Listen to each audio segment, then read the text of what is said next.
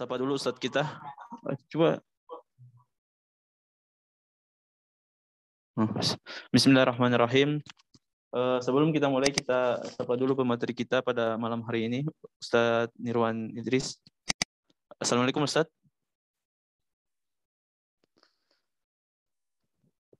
Jam dulu. Jam dulu. Matikan dulu.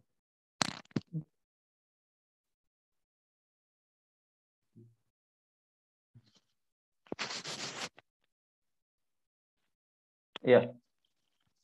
Sebelum itu kita sampaikan kepada para peserta sekalian, kami ucapkan ahlan wa marhaban kepada ikhwah dan akhwat, para peserta, para pemirsa dimanapun Anda berada. Di acara kita pada malam hari ini, kajian keluarga sakinah dengan tema dicintai Allah, disayang suami. Perlu kami sampaikan kepada para pemirsa, para peserta ikhwah dan akhwat sekalian bahwasanya kegiatan kita ini rutin setiap bulan akan kita laksanakan. Kami mengundang para ikhwah dan akhwat untuk bergabung di grup yang kami bagikan lewat link registrasi agar bisa mendapatkan informasi-informasi kegiatan-kegiatan taklim yang kami laksanakan. Yang kedua, kami mengajak kepada ikhwah dan akhwat sekalian, mari dukung dakwah kami, dakwah Wahda Islamiyah Sumatera Selatan dengan donasi terbaik Anda melalui rekening BSI 7333 002258 atas nama Wahda Inspirasi Zakat Sumsel. Kami ulangi, kami mengajak ikhwah dan akhwat sekalian, mari dukung dakwah kami Wahda Islamiyah Sumatera Selatan dengan doa terbaik Anda melalui rekening BSI 7333 002258 atas nama Wahda Inspirasi Zakat Sumsel. Songkok gimana? Rapnya. Ikhwah dan akhwat, para pemirsa dimanapun Anda berada yang sama-sama dimuliakan oleh Allah Subhanahu wa Ta'ala, menjadi istri yang dicintai oleh Allah, menjadi istri yang dicintai oleh Allah Subhanahu wa Ta'ala adalah dambaan setiap wanita. Dan untuk meraih cinta Allah Subhanahu wa Ta'ala, maka seorang wanita dituntut untuk memperhatikan petunjuk agama dan mengindahkan rambu-rambu syariat. Di sisi lain, menjadi istri yang disayang suami tak kalah pentingnya bagi setiap wanita yang tengah menjalani kehidupan rumah tangga. Sebab kasih sayang suami kepada sang istri akan memberikan semangat dan motivasi dalam menunaikan berbagai kewajiban yang tengah ia pikul. Olehnya, kajian keluarga sakinah kita pada malam hari ini mengangkat tema dicintai Allah, disayang suami, akan mengupas beragam tips agar meraih kasih sayang suami dalam bingkai ketaatan kepada Allah Subhanahu wa Ta'ala, yang insya Allah akan dibawakan oleh narasumber kita, Al-Ustadz Abu Fahad Muhammad Nirwan Idris, LC.MHI, Hafizallahu Ta'ala. Beliau adalah dosen fikih nikah Sekolah Tinggi Ilmu Islam dan Bahasa Arab Stiba Makassar dan juga pendiri Sakinah Community. Untuk itu kepada pemateri kita Ustadz Abu Fahad Muhammad Nirwan Idris, Hafizallahu Ta'ala, waktu dan tempat kami persilahkan. Tafadhol Ustadz.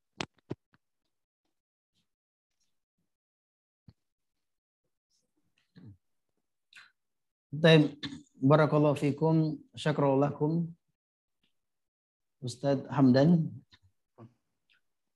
Bismillahirrahmanirrahim. Assalamualaikum warahmatullahi wabarakatuh. Waalaikumsalam warahmatullahi wabarakatuh. Alhamdulillahilladzi khalaqa lana azwajan linaskuna ilaih wa qaddara an yakuna baina zawjaini mawaddata wa rahmah. Wassalatu wassalam ala rasulihil qail idza arada Allah azza wa jalla bi ahli baitin khairan adkhala alaihim rifq. Ahlan wa sahlan wa marhaban. Kami ucapkan, aturkan kepada seluruh pemirsa yang semoga saja senantiasa dalam dekapan rahmat Allah Subhanahu wa Ta'ala dan sentuhan cintanya. Alhamdulillah, merupakan sebuah kegembiraan untuk kali kedua mendapatkan undangan dari DPW Sumatera Selatan untuk bisa membersamai para ummahat, para abah, ikhwat dan akhwat sekalian yang dimuliakan Allah Subhanahu wa taala. Topik yang akan kita angkat lebih khusus kepada kaum hawa, ya, terutama para ummahat, yaitu berkenaan tentang dicintai Allah, disayang suami. Dicintai Allah, disayang suami. Yang ini adalah salah satu di antara ya pembahasan yang nampaknya sangat urgen, sangat penting untuk kita bedah dan untuk kita telaah. Karena ketika ya seorang wanita memutuskan untuk menikah dan telah sah menjadi seorang istri dan menjadi pendamping hidup dari seorang laki-laki, maka pada saat itu dia memiliki amanah dan tanggung jawab yang baru. Dan tanggung jawab tersebut menuntut dirinya untuk mewujudkan sebuah obsesi besar, sebuah tugas besar, sebuah impian besar, bagaimana dia bisa menjadi seorang istri yang salehah dalam bingkai ketaatan kepada Allah Subhanahu wa taala. Tentu seorang wanita ketika menikah dia sangat berharap dan mendambakan bisa merasakan kebahagiaan cinta dan ketenangan jiwa di dalam kitab pernikahannya. Namun hari ini kita mendapatkan banyak di antara para wanita yang harus menahan luka dan mendam derita karena ternyata tersakiti oleh fakta yang begitu menyesakkan. Kegembiraan dan kebahagiaan itu ternyata dianggap hanya sebagai sebuah ilusi dan halusinasi saja dan sangat jauh dengan harapan dan kenyataan. Dan ia merasa bahwasanya kebahagiaan rumah tangga itu sangat jauh dari kehidupannya. Ia sering menangis, ya, karena merasa tersakiti, ya, karena terluka dan perasaan-perasaan yang tidak mengenakan. Yang sebenarnya faktor yang menyebabkan hal itu terjadi diantaranya adalah belum mampunya dia untuk mendesain dirinya sebagai seorang istri yang solehah. Karena seorang wanita ketika ia sudah menikah, kemudian ia berhasil menjadi seorang wanita yang salehah, yang menunaikan hak Allah Subhanahu wa taala dan juga menunaikan hak suaminya, maka disitulah dia akan mendapatkan kemuliaan yang begitu luar biasa. Maka kami nasihatkan kepada para ummahat, ya, terutama ketika kita sudah menikah, maka ingat baik-baik yang menjadi tugas utama kita, program kerja, bagaimana agar Allah memudahkan langkah kita untuk menjadi calon bidadari surga, dan itu hanya tercapai ketika menjadi seorang wanita yang solehah. Karena wanita yang solehah, dia adalah sesuatu yang sangat indah di mata dan hati orang-orang yang beriman. Karena dia akan menjadi perwujudan dari permohonan doa sang suami. Disebutkan di dalam Al-Quran, ketika Allah menyebutkan dalam Al-Furqan ayat ke-74 itu, Rabbana hablana min azwajina wa dzurriyyatina qurrata a'yun. Adanya permohonan agar istri dan anak-anaknya bisa menjadi qurrata a'yun, bisa menjadi penyejuk mata. Kata Hasan Al-Basri radhiyallahu taala anhu ketika ditanya tentang ayat ini, bahwa istri dan anak-anak yang memberikan kesejukan di dalam hati, menghadirkan kebahagiaan, itu terjadi di dunia. Dan kapan itu terjadi? Ketika seorang istri dan anak-anaknya mereka berada dalam ketaatan kepada Allah Subhanahu wa taala. Di mana beliau mengatakan ayyu syai'in aqarru li ainil mu'min min an yara zaujata wa aulada muti'ina lillah.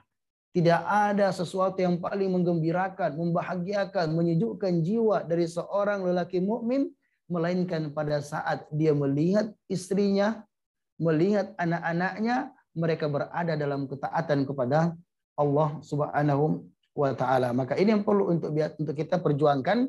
Kapan kita berhasil maka insya Allah kita akan mendapatkan tempat yang indah ya di sisi Allah Subhanahu wa taala. Kata Nabi sallallahu alaihi wasallam, ayyuma imra'atin matat wa zawjuha anha radin dakhalatil jannah. Wanita mana saja yang meninggal dunia, melepaskan salam perpisahan dengan dunia, sementara suaminya dalam keadaan ridho, maka niscaya dipastikan ia akan masuk dalam surga Allah Subhanahu wa taala. Hadis ini saya diriwayatkan oleh Imam Tirmidzi ya pada nomor 1161. Kapan kita bisa mewujudkan, maka disitulah kita akan menjadi wanita yang menempati posisi yang sangat indah, ya tinggi di hati suami. Ada pernyataan yang sangat menarik juga yang disampaikan dan tertera di dalam kitab Ahsanul Mahasin ya oleh Imam Ats-Tsalabi ketika mengutipkan ya perkataan seorang salaf bahwasanya al-mar'atu shalihah lil mu'min khairun min al-ainain wal yadain wal rijlain.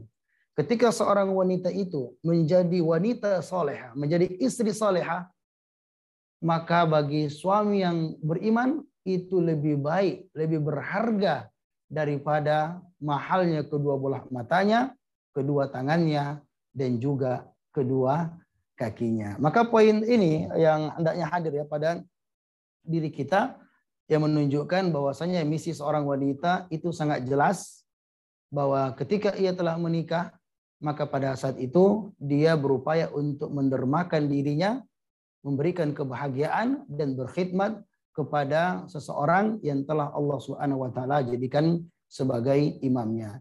Dan permulaan yang paling baik bagi wanita yang solehah, karena wanita solehah itu dikatakan oleh Nabi Shallallahu Alaihi Wasallam sebagai perhiasan terindah. Soalnya disebutkan dalam hadis yang diriwayatkan oleh Imam Muslim yang nomor 1467 dan komentar dari Syekh Muhammad bin Saleh Al-Utsaimin rahimahullah taala dalam syarah Riyadhus Shalihin bahwa idza wufiqal insanu mar'ati salihah fi diniha wa akliha fahada khairu mata'id dunya. Apabila seorang laki-laki mendapatkan karunia anugerah seorang istri yang salehah, yang baik agamanya dan juga baik akalnya, maka ini adalah sebaik-baiknya perhiasan dan kesenangan dunia. Karena seorang wanita yang salehah, istri yang salehah akan menjaga kehormatan suaminya.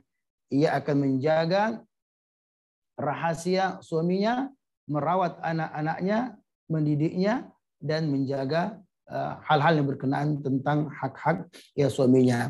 Dan perlu kita pahami para umat sekalian yang Subhanahu wa taala, kita perlu bersyukur ya kepada Allah ya Subhanahu wa taala karena dengan menikah salah satu di antara impianmu telah dikabulkan oleh Allah Subhanahu wa taala. Tentu nggak ada kesempurnaan di dalam menetapkan pilihan tersebut, tetapi dengan kesyukuran akan menjadikan hari-harimu ke depan terasa lebih indah dan juga bermakna. Karena kejombloan wanita tidak akan pernah bisa berakhir jika dia hanya sibuk mencari yang terbaik. Yang dia butuhkan hanyalah seorang laki-laki yang siap untuk menemani hidupnya, siap menjadi imamnya, dan mau menerimanya secara baik. Maka ucapkanlah terima kasih banyak kepada ya seorang laki-laki yang bersedia untuk menerima kisah dan cerita indahmu insyaallah ta'ala. Dan ketika seorang wanita sudah menikah, ingat pada saat itu telah keluar keputusan dari mahkamah cinta bahwa Anda sekarang sementara menjalani hukuman sebagai narapidana cinta karena telah mencuri hati suaminya, maka vonis hukumnya adalah mendampinginya sepanjang hidupmu. Akhwat sekalian, ummahat yang dimuliakan Allah Subhanahu wa taala dan juga yang mantau di kalangan para aba yang saya yakin dan percaya bahwasanya sebagian di antara mereka bahkan sebagian besar atau semuanya ia sangat berharap yang hadir di tempat ini benar-benar mendapatkan taufik dari Allah Subhanahu wa taala untuk menjadi wanita yang terbaik dan posisi tinggi di hadapan atau di hati suaminya. Nah, semuanya itu membutuhkan proses. Namanya kebaikan itu membutuhkan proses, maka para suami dan istri ya perlu bersabar untuk bagaimana proses dalam membenahi hati dan memperbaiki diri sehingga dia bisa sampai pada tingkatan yang begitu ideal. Dan idealnya dalam rumah tangga juga tidak ada yang namanya kesempurnaan dalam kehidupan dunia, karena tentu setiap orang memiliki kelemahan dan juga kekurangan. Kemudian hal yang lainnya perlu kita tegaskan di sini, bahwa permulaan yang baik dari lembaran kitab pernikahan seorang wanita itu sangat ditentukan juga dengan kepandaiannya, kejeliannya di dalam menetapkan hatinya. Seorang wanita tidak sembarangan untuk menyerahkan hatinya dan memberikan cintanya kepada siapa saja, dan menjadi korban-korban laki-laki yang banyak pada zaman sekarang dijuluki dengan tepos, tebar pesona atau ghosting. Ya, banyak laki-laki yang kerjanya adalah ghosting, yang hanya memberikan kepadamu ketikan dan bukan rasanya dan bukan perasaannya. Yang terkadang engkau sebagai seorang wanita terlalu percaya sementara dia hanya bercanda. Banyak laki-laki yang begitu pandai dalam merangkai kata. Tutur katanya begitu manis tapi tak mampu dan tidak siap untuk merangkai rumah tangga. Apalagi kita sebagai seorang wanita terkadang kita mendapatkan pilihan tidak seperti laki-laki. Ya, seorang wanita dia menanti. Umumnya dia menanti. Terkadang dia ajukan proposal ya dengan ustadz ya dengan teman-temannya, menawarkan dirinya kepada seorang laki-laki untuk bisa menerimanya atau melamarnya sebagai seorang istri. Tetapi secara umum ya perempuan itu ketimbang laki-laki lebih banyak menanti, lebih banyak menunggu. Dalam penantiannya sebagian di antara mereka memperbaiki diri, membenahi diri, dan sebagian di antara mereka ya berada di dalam perasaan yang sesak ya, terutama wanita yang kadang tergiring dengan perasaan di mana dia sering ia merasakan kesepian di tengah keramaian. Berkumpul dengan teman-temannya begitu ramai, tapi ternyata dia merasakan begitu sepi. Ketika melihat undangan bersebaran, undangan pernikahan. Sekarang kan pamfletnya, undangan tersebar di mana-mana.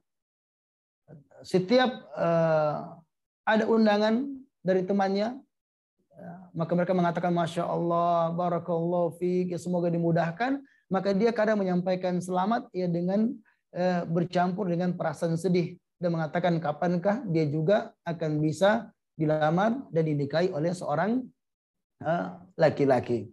Dan alhamdulillah yang hadir, terutama yang hadir di tempat ini, kalau dia sudah menikah maka itu adalah hal yang sangat baik. Tapi kalau ada yang belum menikah maka jangan sembarang ya menyerahkan diri dan menerima laki-laki. Jangan menerima kecuali dia adalah orang yang bertakwa kepada Allah Subhanahu wa taala. Syaikhul Utsaimin rahimahullah taala ketika mengomentari hadis Nabi Shallallahu alaihi wasallam tentang kisah seorang wanita yang dipaksa menikah oleh bapaknya dan dia tidak ridho, maka ia mengatakan ya bahwasanya hadis ini menunjukkan tidak dibenarkan bagi seorang bapak, seorang wali memaksa anaknya menikah dengan laki-laki yang ia tidak sukai. Bahkan sampai dia pun taat beragama dan akhlaknya baik. Tetapi dalam sisi lain dianjurkan tentunya untuk memilih laki-laki yang baik, yaitu lelaki yang bertakwa. Dalam arti kapan kita tertarik, karena tidak semua laki bertakwa kita terima.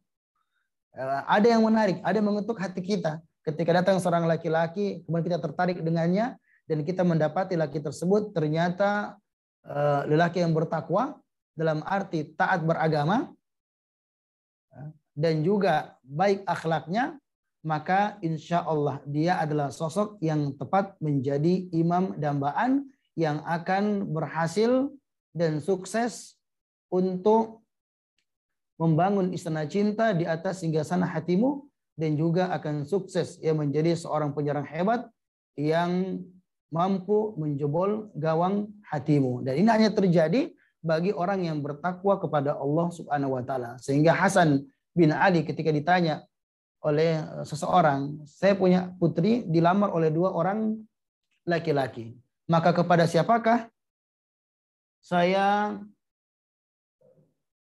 terima? Maka lamaran manakah atau proposal manakah yang saya terima? Ketika ada 2 laki-laki, masih proses yang awal. Kalau proses awal kan masih bisa, proses awal masih bertanya, masih istisyarah. Ada 2 orang yang datang datang melamar atau bertanya tentang putrinya, maka ia mengatakan, kepada siapakah saya nikahkan putriku? Maka Hasan bin Ali mengatakan, zawij aliman yattaqillah. Sebutkan dalam kitabul Iyal ya, zawij aliman yattaqillah, nikahkanlah putrimu dengan orang yang bertakwa kepada Allah Subhanahu wa taala. Karena ketika laki yang bertakwa kepada Allah, dia tidak lepas dari 2 kemungkinan. In ahabba akramaha kalau dia cintai putrimu, dia akan muliakan. Wa in abghadha lam yadlimha. Sekalipun dia belum tumbuh rasa cinta, ya berjalan waktu belum ada rasa cinta, maka dia tidak akan pernah sedikit pun menzolimi putrimu. Maka para akhwat sekalian, Allah Subhanahu wa taala, ya kalau kita belum menikah, tentukan pilihan ya yang terbaik, karena permulaan yang baik terletak pada pilihan yang baik. Adapun ketika kita sudah menikah, ya kita sudah punya suami, ya pada saat itu kita katakan bahwasanya tidak semua orang atau tidak setiap wanita beruntung bisa menikah dengan laki-laki yang paling ia idamkan atau yang kriterianya sesuai dengan keinginannya. Mungkin saja dia mengajukan, awalnya tertulis dalam lembaran bukunya 13 kriteria laki-laki yang akan menjadi imamnya. Tapi mulai realistis ya, karena nampaknya susah mencari yang sesuai dengan kriteria tersebut. Ketika dipaksakan, maka mungkin tersisa cuma 4 atau 3 saja. Maka seorang wanita hendaklah dia mensyukuri pernikahan tersebut. Ya, karena alhamdulillah ya laki-laki yang datang yang senantiasa membersamai atau sementara ini membersamai hidupmu, bagaimanapun juga dia adalah jawaban atas doa yang engkau panjatkan selama ini. Dan juga boleh jadi menjadi jawaban atas lelahnya pencarianmu dan resahnya penantianmu. Akhwat ummahat yang dimuliakan oleh Allah Subhanahu wa taala, maka pilihlah lelaki yang bertakwa, dan setelah menikah kita syukuri apa yang Allah berikan kepada kita, dan masing-masing di antara kita perempuan berusaha untuk membentuk karakternya sebagai wanita yang bertakwa, wanita yang soleha, dan membantu suaminya untuk bisa lebih dekat kepada Allah Subhanahu wa taala. Karena itu tugas utamanya. Dan itu akan lahir dari wanita yang beriman. Disebutkan dalam hadis Nabi Shallallahu Alaihi Wasallam, liyattakhid ahadukum zawjatan mu'minah. Hendaklah kamu mengambil istri yang beriman. Pilihlah istri yang beriman. Tu'inuk ala amri dinik wa dunyak. Yang akan menolongmu, membantumu dalam urusan agamamu dan juga urusan dunia. Dia bisa mendorong menjadi fasilitas suaminya bisa lebih dekat kepada Rabb-nya Allah Subhanahu wa taala, menciptakan suasana sehingga suaminya nyaman dan lebih bergairah, bersemangat dalam beribadah kepada Allah Subhanahu wa taala, dan juga bisa mengkhidmat ya suaminya dalam urusan dunia. Karena kalau suaminya menghandle semuanya, dia makan, dia masak sendiri ya, kemudian dia membersihkan rumahnya sendiri, mengurus dirinya sendiri, maka tentu cukup banyak waktu yang terbuang, yang diambil, sehingga dia tidak bisa lebih fokus untuk memberikan kontribusi pada hal-hal yang mungkin lebih bernilai dan bermanfaat baik pada dirinya dan juga kepada umat. Para ummahat dan Allah Subhanahu wa taala, bagaimana kita bisa menjadi wanita yang dicintai oleh Allah Subhanahu wa taala dan disayang oleh suami? Karena tentu wanita dia ingin menjadi istri yang sangat dicintai dan disayangi suaminya. Namun pada sisi yang lainnya, dia tidak ingin kecintaan tersebut membuat dirinya dimurkai oleh Allah Subhanahu wa taala. Kita ingin wanita yang beriman, dia menginginkan dia bisa berbuat baik, perjuangannya dalam berkhidmat kepada suaminya, meraih cinta suaminya berujung dengan surga. Ia mendapatkan pahala yang besar di sisi Allah Subhanahu wa taala. Maka cara untuk bisa menghadirkan rasa bahagia dan cinta pada pasangan kita, kepada imam kita, kita harus buktikan ketulusan cinta. Karena seorang suami tidak akan mungkin, tidak akan bisa mencintai seorang wanita, seorang laki-laki sulit untuk mencintai istrinya sampai ia merasakan bagaimana sentuhan cintamu dan juga sentuhan sinar kasih dari sang istri.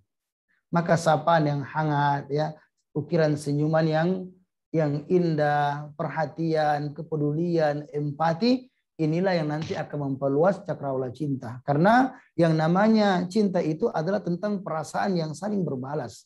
Karena jiwa ini difitrahkan untuk cenderung memberikan cinta, memberikan kehangatan, dan memberikan perhatian kepada seseorang yang telah memberikan perhatian, kepedulian, cinta, dan kasih sayang kepadanya. Maka disinilah peran seorang istri begitu besar untuk bagaimana dengan cinta itu bisa menjadi sebab terbukanya pintu hati suami kita. Dan ingat, masalah hati ini, masalah cinta, dia bisa memiliki kekuatan yang begitu luar biasa. Karena urusan cinta sangat menakjubkan. Ia bisa melemahkan, ia bisa menguatkan orang yang lemah. Bisa memberikan kekuatan yang begitu dahsyat. Karena di balik cinta itu ada kekuatan dan juga ada pengorbanan. Dan laki-laki yang paling beruntung adalah ketika dia memiliki istri yang benar-benar terus mencintainya. Ya kata Syekh Al-Utsaimin rahimahullahu ta'ala dalam sebuah kajian beliau dalam Liqa' Syahri yang dikasetkan pada kaset nomor ke-30. Ara anna min ni'matillah an takuna al-mar'ah tuhibbuhu. Saya memandang bahwa di antara anugerah Allah Subhanahu wa taala yang besar kepada al-zauj, kepada seorang laki-laki, adalah ketika ia memiliki seorang istri yang benar-benar tulus mencintai suaminya. Maka seorang wanita perlu dia berpikir keras, ya. Dia memperjuangkan bagaimana dia bisa menjadi wanita yang dicintai oleh suaminya, mendapatkan ridho suaminya, dan itu bisa terjadi ketika dia memberikan ketulusan cinta kepada suaminya. As'adu rajulin fil alam man ta'isu ma'a imra'atin wahabat qalbaha wa hubbaha iyah. Dalam sebuah ungkapan dikatakan, lelaki yang paling beruntung di dunia adalah yang hidup bersama dengan seorang wanita yang menyerahkan hatinya dan cintanya kepada suaminya semata. Maka ma'asyiral muslimin, para ummahat, ya para mak-mak sekalian, dan Allah Subhanahu wa taala, maka berikanlah khidmat, ya, berikanlah perilaku ya terpuji dan pengorbanan ya sebagai bukti cinta. Dan itulah akan bisa merawat cinta suami, karena cinta ini dia tumbuh di hati. Persoalannya dia tumbuh di hati. Efek buruk atau hal yang negatif ketika sesuatu itu tumbuh atau dia hidup di hati, yang namanya hati itu senantiasa berbolak-balik. Sekuat apapun boleh jadi rasa cinta itu bisa melemah. Bahkan rasa cinta yang mungkin telah lama hidup di dalam hati seseorang ternyata bisa juga mengucapkan salam perpisahan.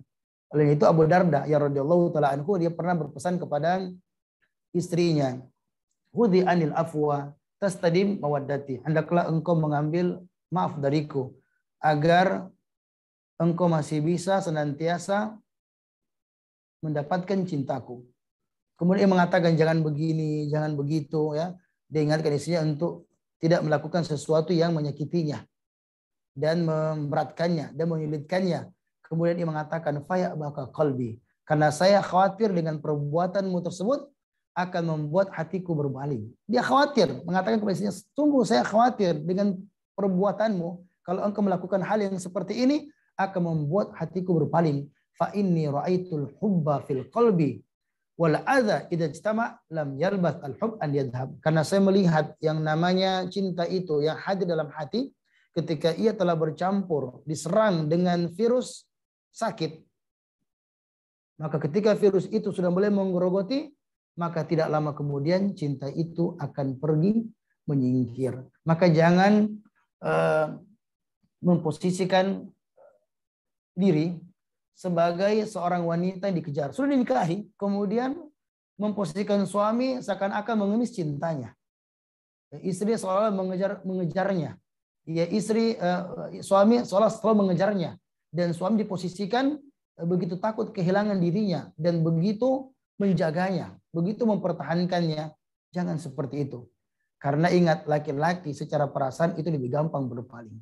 Ya, seorang Abu Darda dengan istri yang soleha mengingatkan, hati-hati, ya, jangan melakukan sesuatu yang bisa menggerus kekuatanku sehingga membuat hatiku berpaling darimu, karena cinta itu bisa saja mengalami ya perubahan. Di sini sangat penting ya kita ingatkan untuk seorang wanita berpikir dan berjuang dan mempersembahkan ketulusan cintanya kepada sang suami. Hal yang lainnya adalah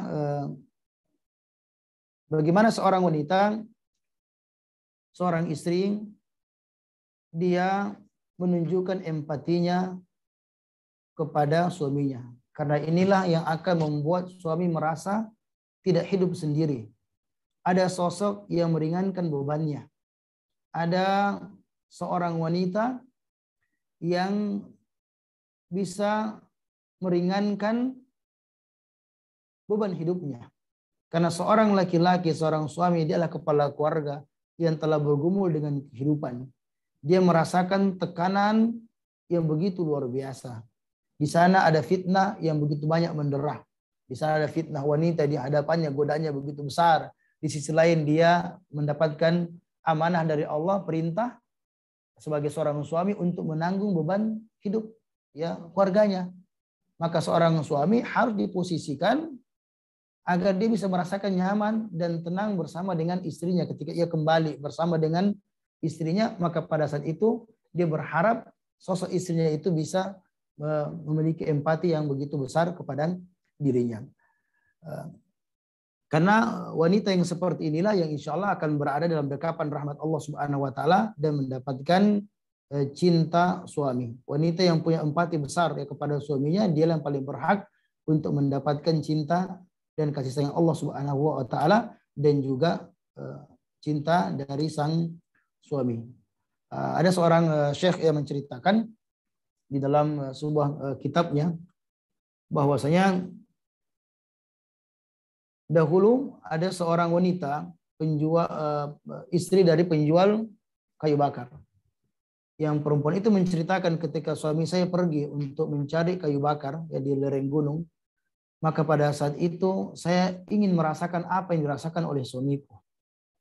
Ketika waktu siang, maka saya merasakan tenggorokanku begitu kering. Dan saya selalu merasakan bahwasanya kepayahan yang dirasakan oleh suamiku. Maka rasa empati tersebut mendorong diriku untuk menyiapkan segala sesuatu. Saya siapkan air dingin untuk suamiku nanti ketika ia pulang. Ia menyiapkan makanan untuk suaminya. Dan ketika suaminya datang, maka dia menyambutnya bagaikan sang pengantin baru.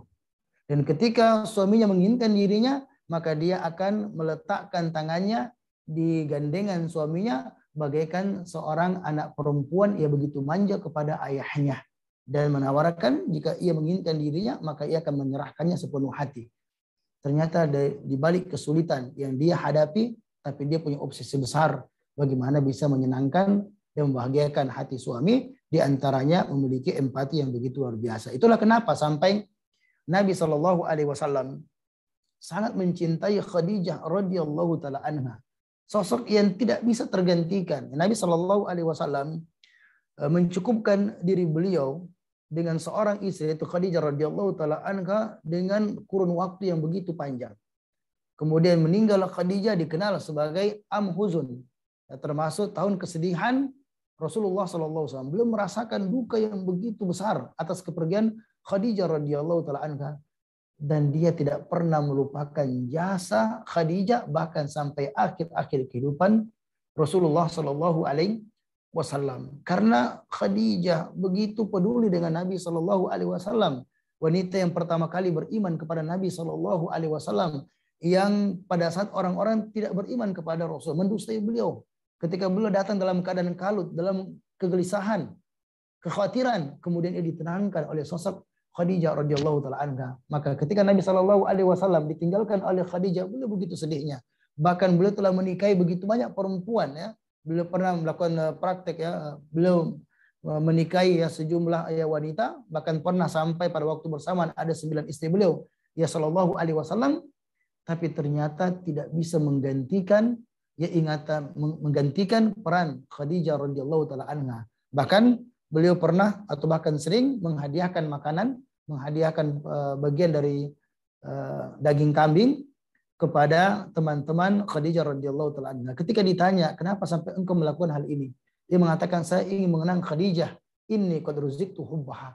Karena saya dianugerahkan kecintaan yang begitu besar kepada Khadijah radhiyallahu taala anha. Bahkan sampai Nabi Shallallahu Alaihi Wasallam dalam banyak keadaan tidak bisa membendung air matanya karena teringat dengan Khadijah ya radhiyallahu taala anha. Karena itulah ya kecantikan ya seorang wanita tidak terletak pada indahnya paras. juga pakaian yang melekat pada tubuhnya atau aksesoris yang ia kenakan. Tapi kecantikan sejati seorang wanita terletak pada keimanannya, ketakwaannya, akhlaknya, dan kecintaannya terhadap agama. Namun sayang sekali, sedikit sekali para wanita yang mengerti tentang keindahan seperti ini. Syekh Muhammad Shadiq Ar-Rafi dalam kitab Wahyu Al-Qalam pada juz pertama halaman 229 memiliki perkataan yang sangat menarik. Beliau mengatakan berkenaan tentang perempuan, al-usrah la takum ala sawadi ainaiha wa humrati khaddaiha bal ala akhlaqiha wa tibaiha. Beliau mengatakan bahwa rumah tangga itu tidak dibangun sekedar keindahan fisik. Beliau mengatakan indahnya hitamnya kedua bola mata wanita atau merah meronanya kedua pipinya, akan tetapi sejatinya kecantikan atau rumah tangga itu dia akan berhasil ketika dibangun oleh wanita dengan keindahan akhlak dan juga budi pekerti. Jadi wanita yang akhlaknya baik, ya agamanya kuat, ya memiliki kekuatan spiritual yang begitu besar, seorang istri yang religius, membangun hubungan dekat dengan Allah Subhanahu wa taala, yang memiliki akhlak yang mulia, maka inilah menjadi modal yang begitu besar untuk menjadi sosok yang begitu indah di hati ya pasangannya. Karena wanita yang punya empati, maka dia senantiasa menggugah jiwa suaminya, ya bisa menyentuh kalbunya dan juga meringankan beban hidupnya, sehingga suami tidak merasa dia hidup sendiri. Banyak laki-laki tidak mau curhat sama istrinya. Ya, ketika dia punya masalah, dia punya problem. Sebenarnya namanya suami istri itu punya rahasia. Ya, suami dia tidak menyampaikan kepada orang lain, tapi agar bebannya lebih ringan, maka dia sampaikan kepada istrinya. Tapi kenyataannya banyak laki-laki tidak mau sampaikan sama istrinya. Dia mengatakan, kalau saya sampaikan sama istriku, maka istriku semakin marah, dia murka, mungkin keluar kata-kata yang tidak mengenakan, dia membuat saya semakin stres dan depresi. Ya. Banyak di laki-laki, akhirnya dia bergumul dengan kesulitan seorang diri, dan seakan-akan dia tidak memiliki pendamping ya hidupnya. Hal yang lainnya yang perlu diperhatikan ya bagi seorang wanita sebagai bentuk upaya untuk dicintai oleh suaminya dalam ketaatan kepada Allah Subhanahu wa taala adalah dia berpikir bagaimana menyenangkan suaminya dengan menyempatkan waktunya untuk memberikan hidangan cinta, menyajikan hidangan cinta.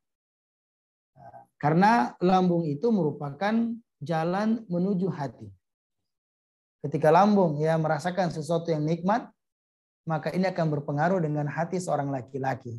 Karena ketika seorang laki-laki yang merasakan rasa lapar, maka terjadi ketidakberesan pada bagian tubuhnya. Namun ketika dia mendapatkan makanan yang sesuai dengan keinginannya atau yang ia sukai, maka pada saat itu dia bisa menikmati makanan tersebut secara baik, kemudian akan tumbuh rasa cintanya kepada orang yang telah membuatkan makanan tersebut.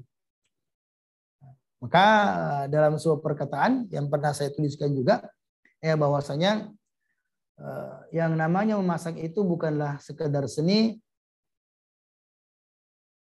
meracik bahan makanan menjadi hidangan nikmat.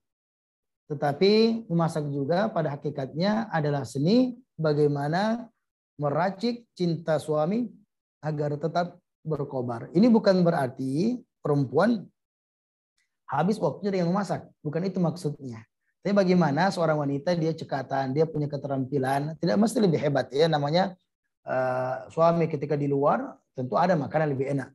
Tapi tidak semua yang lebih enak itu dia perlu singgah. Karena ada kehangatan yang berbeda ketika bersama dengan istrinya. Dia pulang ke rumah ketika makan makanan yang lezat ya pas di lidah lah. Walaupun tidak seperti di restoran secara rasa. Tapi dia akan merasakan sentuhan rasa sensasi kenikmatan yang lebih besar ketika ia makan, kemudian istrinya telah menyambutnya dan makanan telah tersedia di hadapannya, dan kemudian ia makan dengan lahapnya dan istri menemani makan. Ini suasana yang begitu indah yang dirasakan oleh pasangan ya suami istri. Dan makanya istri ya perlu menyiapkan waktu untuk itu.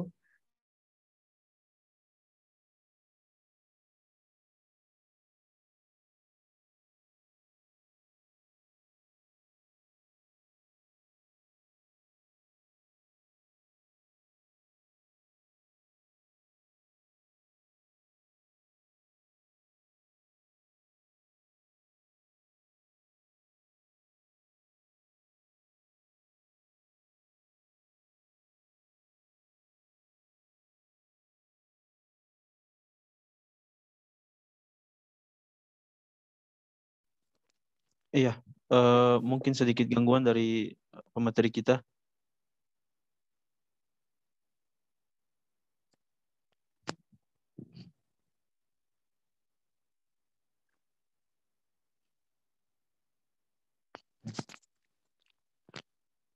Ya, sembari kita menunggu pemateri kita masuk kembali ke ruang Zoom, kembali kami ingatkan kepada para peserta, para pemirsa untuk mengisi registrasi di link yang telah kami sebar di ruang chat.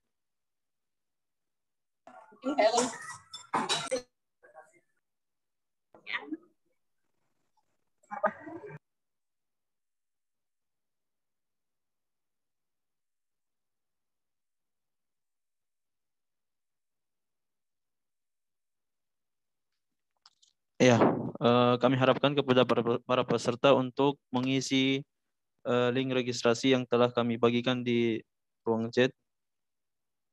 Kemudian bagi para peserta yang ingin bertanya, silahkan sampaikan pertanyaannya di chat Zoom.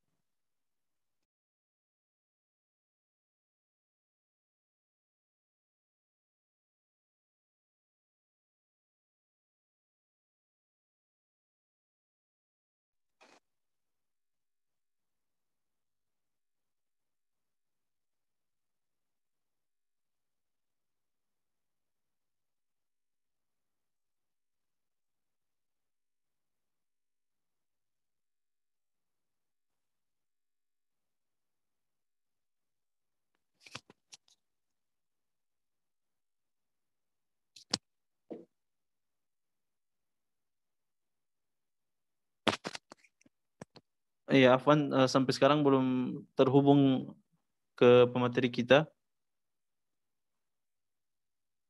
Ya, silahkan diisi dulu link registrasi yang telah kami bagikan di ruang chat.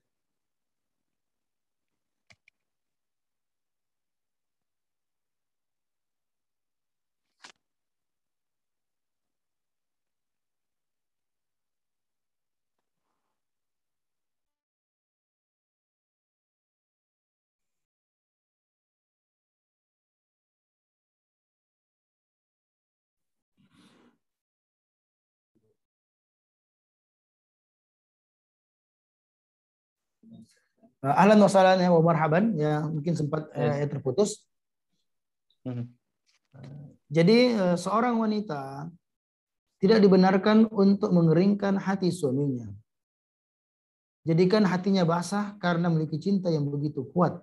Siramilah hati dan jiwa suami kita dengan curahan cinta dan kasih sayang dan perlakuan yang baik, dan bukan dengan hal-hal yang menyakitkan. Ingat hadis Nabi Shallallahu Alaihi Wasallam, disebutkan dalam hadis Rasulullah Shallallahu Alaihi Wasallam yang diantaranya diriwayatkan oleh Imam At-Tirmidzi pada nomor 1174.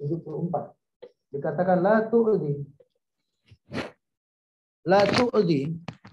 al-mar'atu zawjuha fid dunya illa qalat zawjuha minal huril 'ain qatalakillah, la tu'dih qatalakillah fa inna ma huwa dakhilun indak wa yushik an yasiru ilaina au yushiku an yarji ilaina, kama qala sallallahu alaihi wasallam. Janganlah sampai engkau, tidaklah seorang istri menyakiti suaminya di dunia, melainkan bidadarinya di surga yang akan menjadi menjadi calon bidadari surga akan mengatakan kepadanya, celakalah engkau, jangan engkau sakiti dia. Sesungguhnya dia itu hanya sementara, akan seperti tamu di sisimu, dan tidak lama lagi dia akan datang dan kembali kepada kami. Maka masyaallah muslimin yang dimuliakan oleh Allah Subhanahu wa taala, jangan suka melakukan hal-hal yang tidak mengenakan suami, di antaranya mempertahankan ego. Karena ketulusan cinta suami itu diuji ketika dia melepaskan egonya untuk suaminya. Dia tidak menyalahkan, tidak suka mengeluh, karena di dalam rumah tangga sikap toleran, melepaskan ego itu lebih dibutuhkan daripada berinteraksi dengan orang lain. Karena tidak akan mungkin rumah tangga itu bisa harmonis, melainkan ada di antara mereka yang melepaskan ego mereka. Makanya para ulama kita mengatakan perempuan itu sebelum menikah dia harus punya mentalitas yang baik. Masalah masak itu bisa dipelajari setelah menikah. Khidmat itu bisa dipelajari kadang setelah menikah. Tapi bagaimana dia punya mentalitas yang kuat, dia mengerti bahwasanya dia ini adalah seorang istri yang ketika dia menikah maka akan terjadi perubahan dalam gaya hidupnya. Kesenangannya itu diikat dengan kesenangan suaminya. Ketika dia berdandan bukan untuk menyenangkan dirinya, tetapi mengikuti bagaimana selera dan keinginan suaminya, dan juga dalam berbagai macam penyikapan. Ulama kita mengatakan maka seorang wanita perlu belajar untuk sering minta maaf kepada seseorang. Ia harus belajar untuk bagaimana menyenangkan orang lain walaupun mungkin dia merasakan hal yang kurang menyenangkan. Dia berpikir bagaimana untuk menyenangkan orang lain melebihi daripada dirinya sendiri. Ini bukan berarti membuat perempuan dia terzalimi, tidak. Karena kalau kezaliman terhadap hak perempuan, Islam telah menjaga hal tersebut. Tetapi karena suami adalah pemimpin dalam sebuah rumah tangga, maka pemimpin itu perlu untuk kita hormati dan perlu untuk kita hargai. Maka di sini hal yang paling urgent tentunya adalah ketika kita ingin meluluhkan jiwa suami kita adalah ketaatan. Taat kepada suami. Taat kepada suami. Karena problem terbesar dalam rumah tangga ketidaktaatan istri kepada suaminya. Memang berat. Yang namanya itu taat itu berat. Karena taat berarti kita mengorbankan keinginan kita untuk mengorbankan ego kita untuk suami kita. Melepaskan ego kita untuk suami kita. Tapi ketika seorang wanita mengatakan bahwasanya ketika saya melakukan ketaatan ini kepada suami saya adalah dalam rangka ketaatan kepada Allah Subhanahu wa taala, dan saya yakin Allah Subhanahu wa taala tidak akan pernah menyia-nyiakan perjuangan yang saya lakukan. Dia jihad di jalan Allah Subhanahu wa taala. Maka ketika ada seorang wanita mengadu kepada Nabi Shallallahu alaihi wasallam dan mengatakan, wahai Rasulullah, para laki-laki mereka begitu mulia. Di sana ada jihad. Ketika mereka berperang, mereka mati syahid. Kalaupun tidak, maka mereka mendapatkan kemuliaan. Pahala yang begitu besar. Nah, adapun kami kaum perempuan, apa yang bisa kami lakukan? Apa yang kami dapatkan dengan khidmat perbuatan kami kepada suami-suami kami? Kaum wanita tidak seperti laki-laki, mereka berjihad, pahalanya luar biasa. Adapun kami, apa yang bisa kami dapatkan ketika berkhidmat kepada suami kami? Maka Nabi mengatakan, ablighi man laqiti minan nisa anna ta'ata zawj ya'dilu dzalik. Sampaikanlah kepada setiap istri, setiap wanita yang engkau jumpai, bahwa ketaatan kepada suami sebanding dengan jihadnya kaum laki-laki di jalan Allah Subhanahu wa taala. Walakin qalilun minkum taf'alu. Namun faktanya sayang sekali sedikit di antara wanita yang mengerti tentang hal ini. Jadi taat kepada suami kita dalam perkara-perkara yang ma'ruf. Kalau kita diperintahkan kepada kemaksiatan, barulah kita tidak taat. Karena kalau kita tidak taat, kita akan berdebat, kita akan bertengkar terus. Karena suami istri itu punya pola pikir yang berbeda. Seseorang saja dia bisa berubah penilaiannya kepada orang lain. Sikapnya bisa berubah, pagi beda, siang beda, sore beda. Maka apatah lagi ketika bersama dengan orang lain. Maka karena kita adalah orang yang begitu dekat, maka hendaklah kita taat kepada suami kita selama tidak melanggar agama. Kalau kita punya masukan yang bagus, silakan sampaikan dengan kata-kata yang baik, tapi tidak memaksa, menekan suami untuk menerima pendapatnya. Silakan disampaikan dengan tutur kata yang baik, memberikan masukan yang Abi Tabe'di atau Afan, tapi bagaimana menurutmu ya kalau kita begini dan begini? Sampaikan dengan kata-kata yang baik, biarkan suami berbicara dulu, kemudian dia menyampaikan apa yang menjadi pandangan. Karena komunikasi dan diskusi itu bagus di antara pasangan suami istri. Tapi kalau akhirnya memilih ya dalam masalah kebijakan ada pilihan, maka jangan kita habiskan ya hidup kita dengan berdebat dengan suami kita. Lakukanlah apa yang disukai dan diridhai oleh suami kita. Kemudian berikanlah sambutan yang hangat. Karena banyak istri ya, banyak para suami mengeluhkan istri mereka. Setelah capek pulang kerja dari luar, dia sampai ke rumahnya, maka istrinya tidak menyambut apa-apa. Istrinya dingin, tidak memberikan sambutan apa-apa, ya dia tetap di tempatnya, ya dengan kesibukannya, ya seakan-akan tidak ada suami yang datang. Tidak menyapa suaminya, dan membiarkan ya suaminya dalam keadaan bingung dan tetap dalam kesepiannya. Maka seorang istri yang solehah, dia akan memberikan sambutan yang hangat kepada sang suami, karena sambutan yang hangat ini akan bisa memberikan kesejukan di dalam hati sang suami. Karena istri dikatakan sebagai sakan, tempat untuk bagaimana laki-laki bisa merasakan rehat, merasakan sakan atau ketenangan tersebut. Maka tidak pantas bagi seorang istri menyambut suaminya dengan wajah yang kusam dan menyambut suaminya dengan sekeranjang aduan tentang apa yang terjadi pada saat itu, tentang dirinya dan juga anak-anaknya.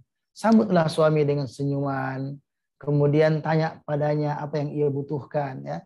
Makanya kenapa sampai ada semacam lelucon, walaupun ini cukup fakta, banyak laki-laki itu suka sekali di warkop ya, karena lagi ngetren ini warkop ya, ada positif ada negatif. Nah, salah satu sisi banyak laki-laki betah di warkop di samping bercerita, karena di sana dia disapa dengan baik. Ini agak berlebihan mungkin ya. Ya namanya warung, mau makan apa, mau minum apa, ya kemudian disambut dengan cara yang ramah. Itu ketika ada bisnis perlu keramahan. Tetapi keramahan pelayanan dari sisi bisnis itu bisa dikalahkan dengan pelayanan seorang istri.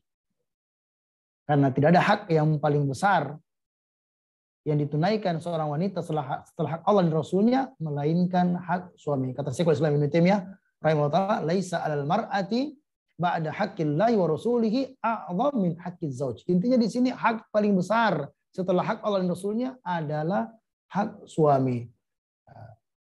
Banyak istri merasakan, banyak suami merasakan hal seperti itu. Kalau di warkop enak, tenang, bisa tertawa, bisa tersenyum. Tapi ketika sampai di rumah, baru buka pintu, ditanya langsung. Dari mana? Dengan siapa? Apa dibicarakan? Coba. Harusnya ditanya, disambut dengan baik, ya, dan mengatakan, gimana Abi, mau makan dulu, mau minum dulu, atau mau saya dulu? Ya nampaknya Abi sudah sangat letih, capek. Itu yang mesti kita lakukan. Ini sangat menyedihkan ketika orang-orang yang strata pendidikannya sudah tinggi, ada S1, S2, tetapi dia tidak menggunakan kecerdasan itu untuk bagaimana berpikir membahagiakan dan menyenangkan suaminya. Ini hal yang sangat menyedihkan. Sementara pendidikan dalam agama membentuk seorang wanita yang memiliki budi pekerti yang baik, akhlak yang mulia, dan dia tahu bagaimana memposisikan dirinya di hadapan suaminya. Maka luluhkan jiwa suami kita dengan mentaatinya, memberikan sambutan hangat, dan juga berpenampilan menarik. Karena salah satu faktor yang bisa menghadirkan kebahagiaan dan menyenangkan suami adalah ketika mendapati istrinya berpenampilan menarik. Kata Syekh Utsaimin rahimahullahu ta'ala, bahwa perempuan itu hendaklah dia berhias. Ya, berhiasnya seorang istri di hadapan suami adalah perkara yang mesti dilakukan oleh sang istri. Kenapa demikian? Karena seorang istri kullama tajammalat, ketika dia berdandan, ketika dia bersolek untuk suaminya, itu akan ada ali mahabbatihi laha wal i'tilaf bainahuma.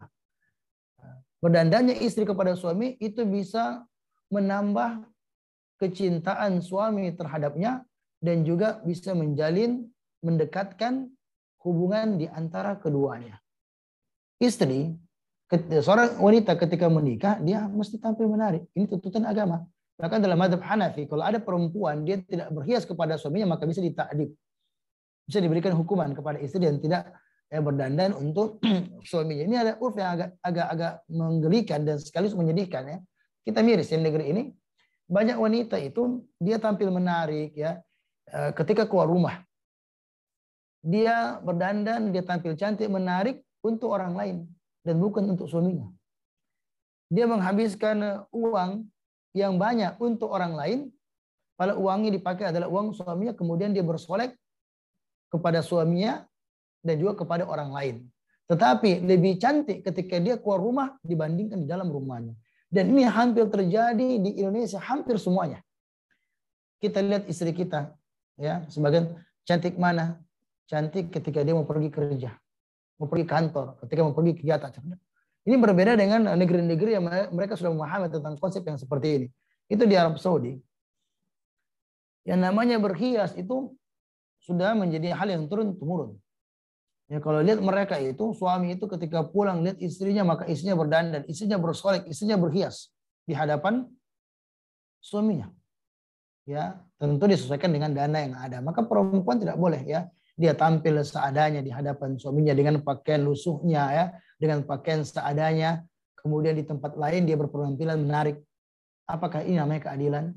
Sementara uangnya berasal dari uang suami. Maka perempuan harus berpikir bagaimana bisa tampil menarik di hadapan suaminya sesuai dengan kemampuan suami. Maka perlu untuk menjaga kebersihan diri dan juga mempercantik dirinya, ya, mengenakan celak, ya, mengenakan bibir merah, tapi dandanannya itu meminta pendapat suaminya.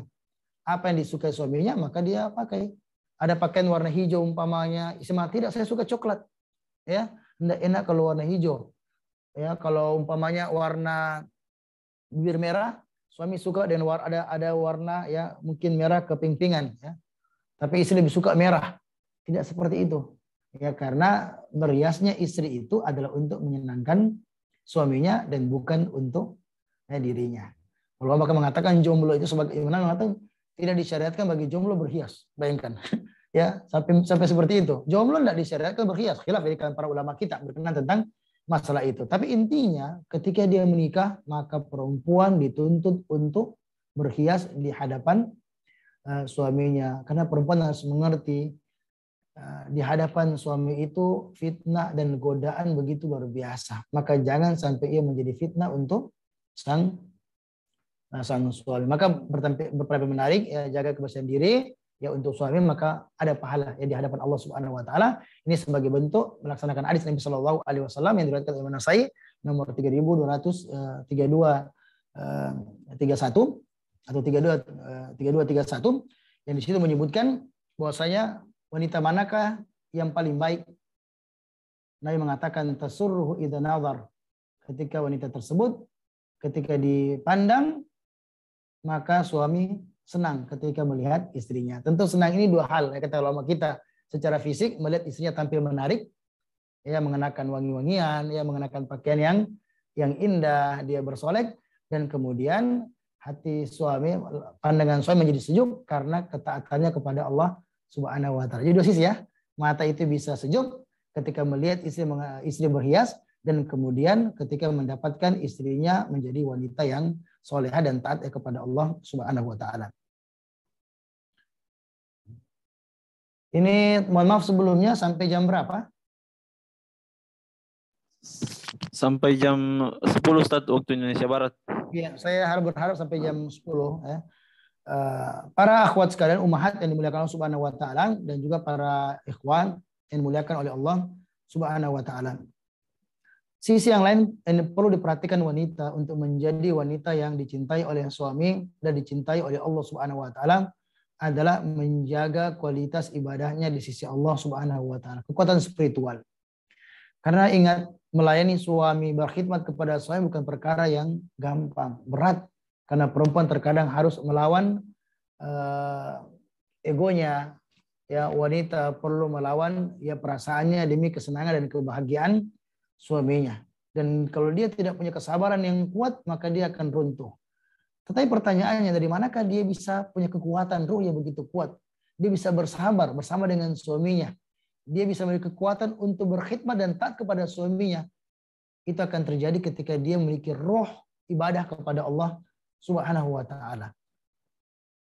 Maka jangan sampai lupakan memiliki zikir, memiliki wirid dan ibadah-ibadah yang perlu untuk dia jaga. Maka perempuan juga agar dia kuat berkhidmat kepada suaminya untuk banyak-banyak belajar. Dia perlu belajar bagaimana menjadi istri soleha. Dia belajar bagaimana mendesain anak-anak menjadi anak yang soleha. Ikutilah ya parenting, kegiatan Islami, kegiatan-kegiatan parenting ya, agar dia punya gambaran yang jelas, wawasan yang utuh bagaimana cara mendidik anaknya dan bagaimanakah caranya menjadi istri yang baik. Ya, kemudian bagaimana caranya agar dia bisa menjaga keimanannya, dan ini menuntut untuk dia bisa mempelajari ilmu agama. Maka suami juga perlu perhatikan sisi keimanan. Buat atau susanakan dan berikanlah fasilitas untuk kita belajar. Imam itu harus punya kekuatan ilmu karena imam membimbing. Maka para aba ini problemnya banyak malas belajar setelah menikah. Dia hanya sibuk dengan kerja saja, tapi dia tidak belajar tentang ilmu agama. Sementara banyak problem dalam rumah tangga bukan cuma sekedar problem ekonomi. Seakan-akan problem di rumah tangganya hanya ekonomi saja. Padahal kenyataannya banyak problem yang terjadi. Dan seorang suami itu mesti memiliki kecerdasan. Ya, seorang suami memiliki kedewasaan dan kematangan. Dan itu bisa terjadi, bisa ia dapatkan di antaranya memiliki kekuatan ibadah yang besar dan juga memiliki kekuatan dari sisi ilmu. Dan tugas suami adalah mendidik istrinya. Ingat, kelak pada hari kiamat seorang suami akan dituntut oleh istrinya lantaran tidak mengajarkannya tentang urusan agama. Seperti disebutkan dalam tafsir As-Sam'ani pada juz kelima halaman 475. Maka agar kita ya tidak menjadi orang yang dituntut oleh istri kita di hadapan Allah Subhanahu wa taala karena tidak dididik tentang urusan agama, maka berikan fasilitas kepada istri untuk belajar. Ajarkan istri tentang urusan agama ya. Suami rajin-rajin ikut taklim, apa yang didapatkan diajarkan kepada istrinya. Diberikan fasilitas kepada istrinya setelah menunaikan hak suami untuk mengikuti pengajian. Alhamdulillah ada kajian-kajian online, ada kesempatan juga diberikan waktu untuk dia belajar offline agar istri kita hatinya tidak kering. Dia perlu disirami dengan wahyu. Karena kapan spiritual istri kita baik, ketaatannya kepada Allah kuat, maka akan menjadi dorongan yang begitu besar untuk bisa berkhidmat kepada sang suami. Maka hiasilah rumah tangga dengan cahaya iman. Ya, perlu perempuan banyak belajar ilmu agama, ya, menyalakan cahaya Al-Quran dalam rumahnya dengan tilawah, mentadaburi ayat Allah, dengan menjaga zikir dan wirid, ya, walaupun lagi hamil, ya, walaupun lagi haid, tetap dianjurkan, disyariatkan bagi wanita itu untuk menguatkan spiritualnya, ya, menjaga hatinya dengan cara banyak-banyak ya beribadah ya kepada Allah Subhanahu wa taala. Intinya ya, karena pembahasan kita cukup panjang sebenarnya, masyaallah muslimin yang dimuliakan oleh Allah ya Subhanahu wa taala, bagi seorang istri ketika dia ingin menjadi wanita yang mulia di hadapan Allah Subhanahu wa taala dan dicintai oleh sang suami, disayang, mendapatkan posisi yang tinggi di hadapan suaminya, maka hendaklah dia banyak-banyak menjaga ketaatan kepada Allah Subhanahu wa taala dan tidak bermaksiat kepadanya. Karena banyak wanita hari ini dia merasakan keperihan yang sebenarnya itu akibat dari dosa yang ia lakukan. Ketika suami lagi pergi, dia bukan belajar tentang ilmu syar'i atau mengurus rumah, mengurus anak. Yang dia lakukan santai dengan nonton film drama Korea. Ya, banyak ya, nonton sinetron, nonton telenovela. Begitu banyak waktu terbuang untuk hal-hal yang bermanfaat. Maka perkuatlah sisi-sisi keimanan dalam rumah kita. Kemudian yang kedua, berikanlah ekspresi cinta kita kepada suami kita dengan khidmat yang baik. Dan untuk menyenangkan suami, 3 hal perlu diperhatikan: urusan dapur, ya, sumur, dan juga kasur. Ya, ini di luar dari aspek ibadah di sisi Allah Subhanahu wa taala. Kalau perempuan tidak ibadah, Allah akan hadirkan ketidaksukaan di hati suami kepada istrinya. Ya, dia akan berpaling dan istrinya sudah mengorbankan segala hal, berkhidmat, mencuci, menyiapkan makanan yang paling enak dan lain sebagainya. Tapi ketika seorang istri bermaksiat kepada Allah Subhanahu wa taala, dia berkhianat, mengkhianati suaminya, pada saat itu Allah Subhanahu wa taala akan masukkan pada hati suami sehingga suaminya akan membenci dirinya. Jadi ketaatan kepada Allah. Dan yang kedua adalah dari sisi yang tadi, ya khidmat kepada suami yang terletak pada 3 sisi, ya 3 R ya, sumur, dapur, dan juga kasur. Sumur air menggambarkan kebersihan. Dia perempuan perlu untuk menjaga kebersihan, menata rumahnya secara baik. Kemudian urusan dapur juga ya untuk bisa menyala kobaran cinta pasangan kita. Dan yang ketiga berkaitan tentang urusan kasur.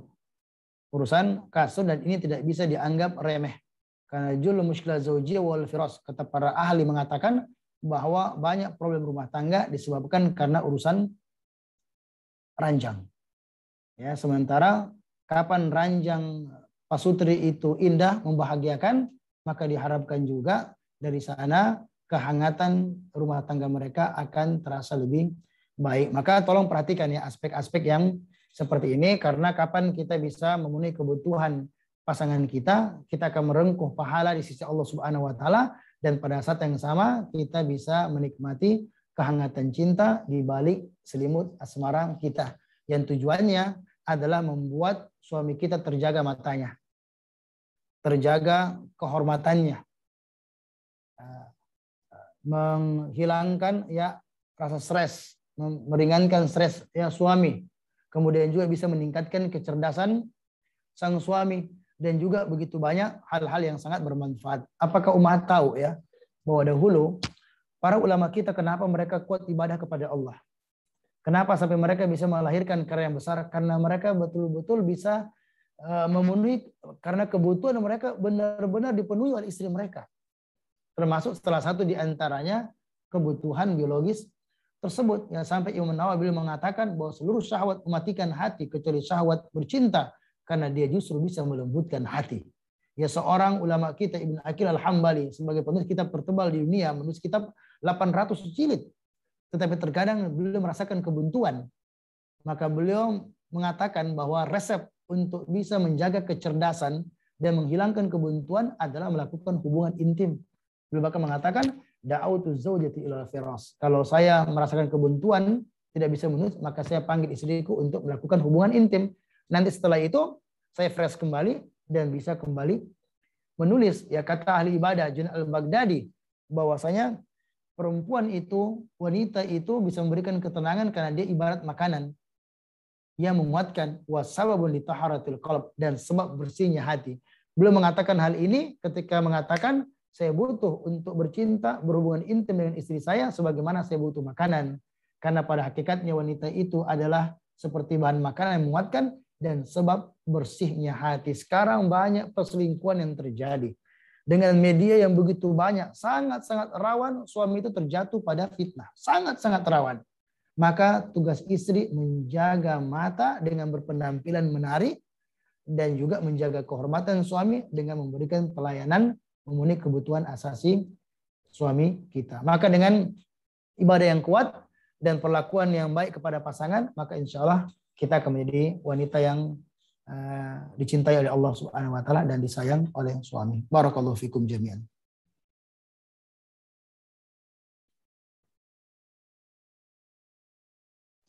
Ya, kami ucapkan syukran wa jazakumullah khairan kepada pemateri kita Ustadz Abu Fahad Muhammad Nirwan Idris LC MHI Hafizahullah Ta'ala atas materi yang disampaikan.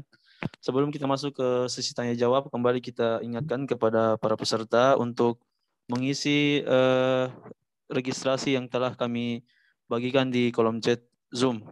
Kemudian yang kedua, kami kembali mengajak ikhwah dan akhwat para peserta sekalian untuk mendukung dakwah Wahdah Islamiyah Sumatera Selatan dengan donasi terbaik Anda melalui rekening BSI 7333002258 atas nama Wahdah Inspirasi Zakat. Ya, selanjutnya kita masuk ke sesi tanya jawab. Ini ada beberapa pertanyaan Ustadz yang sampai kepada kami. Yang pertama, Assalamualaikum Ustadz, mau bertanya, bagaimana pendapat Ustadz ketika kita mencintai seorang laki-laki yang pemahaman agamanya kurang? Karena jika kita menikah dengan seorang laki-laki yang punya pemahaman agama, namun tanpa didasari dengan cinta, lantas bagaimanakah nanti rumah tangga kita? Itu pertanyaan yang pertama, Ustaz. Mau dikumpulkan dulu pertanyaannya, Ustaz, atau satu persatu? Saya langsung saja, insya Allah langsung. Oh iya, Langsung kita singkat juga. Bismillahirrahmanirrahim. Wassalatu wassalamu ala Rasulillah wa ala alihi wa sahbihi jamaina wa ba'd. Jadi pertanyaan nampaknya dari seorang jomblowati. Dan dia merasakan keresahan, ya kegelisahan karena pada hatinya telah terukir nama seseorang. Saya katakan kepada para wanita, jangan pernah mengajari hatimu untuk menyimpan harapan. Karena harapan yang seperti ini identik dengan kekecewaan. Karena semua kitab cinta, dongeng cinta, novel cinta ada penulisnya. Tapi siapakah yang menulis tentang kisah cintamu? Dia adalah Allah Subhanahu wa taala, penulis kisah yang sempurna.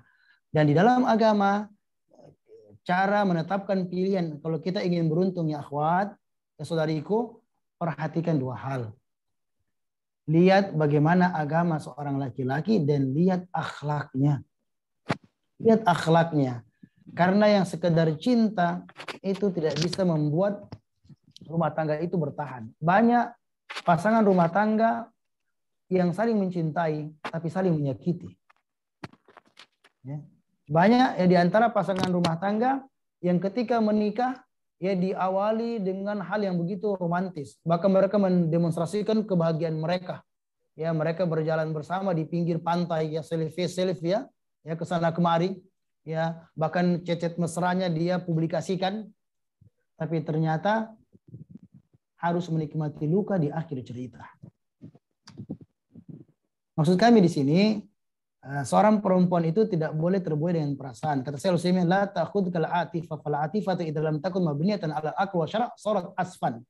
Nah, saya dulu mengatakan kepada kita semuanya, jangan terlalu tergiring dengan perasaan.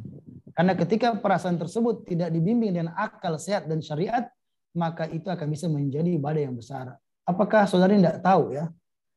Di sana banyak orang menikah, orang-orang awam di luar sana, mereka menikah umumnya dengan cinta.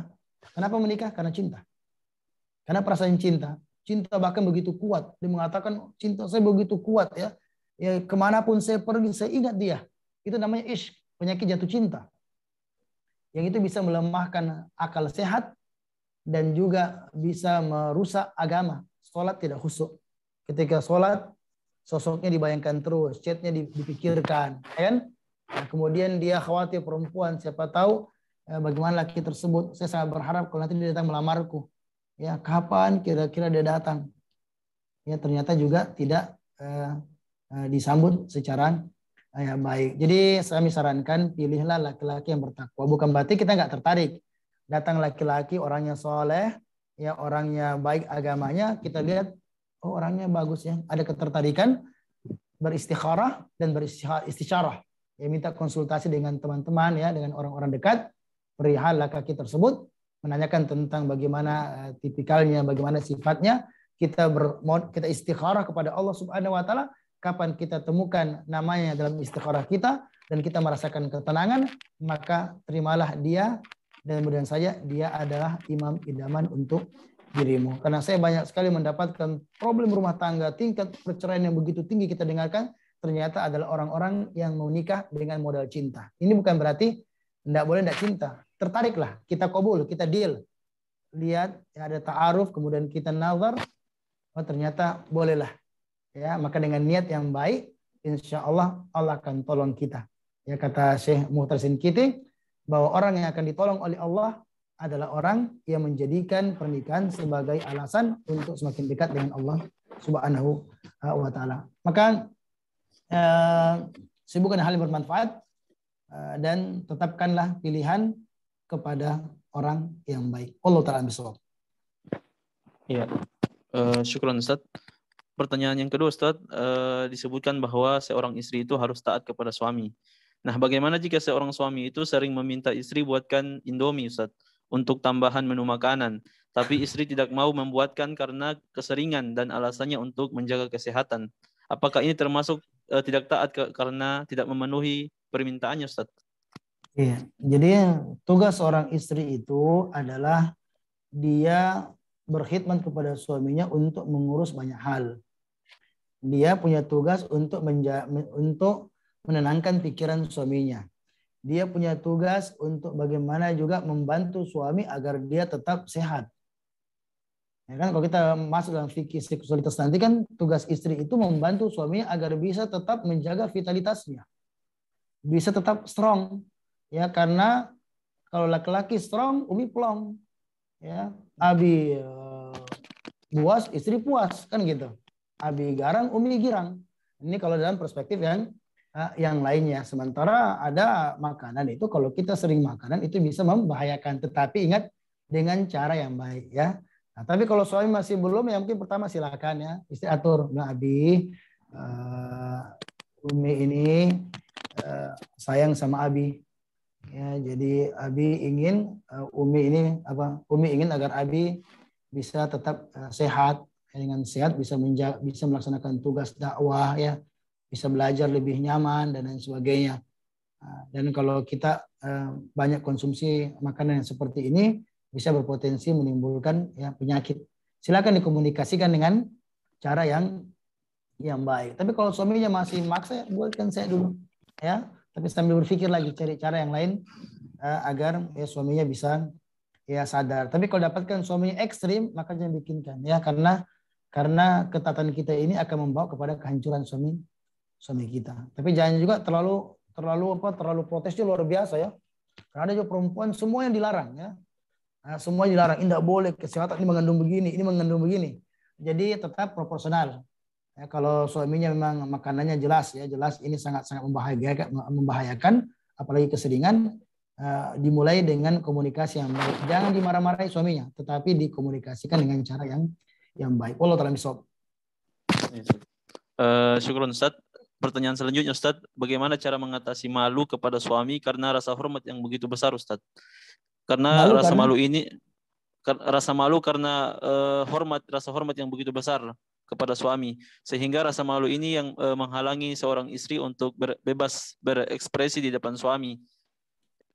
Jadi begini, al-haya la yati bi khair. Dalam hadis, malu itu tidak datang kecuali kebaikan.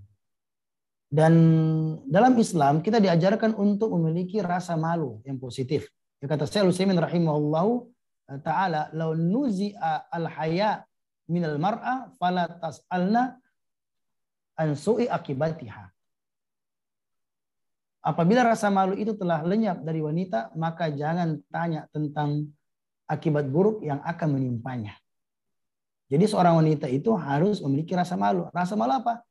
Ketika dia tidak gampang untuk berbicara dengan laki-laki yang bukan ya mahramnya ya. Dia memiliki rasa malu sehingga tercegah dari perbuatan diharamkan oleh Allah Subhanahu wa ta'ala. Itu malu yang positif. Tapi kalau di hadapan suami tidak seperti itu ya.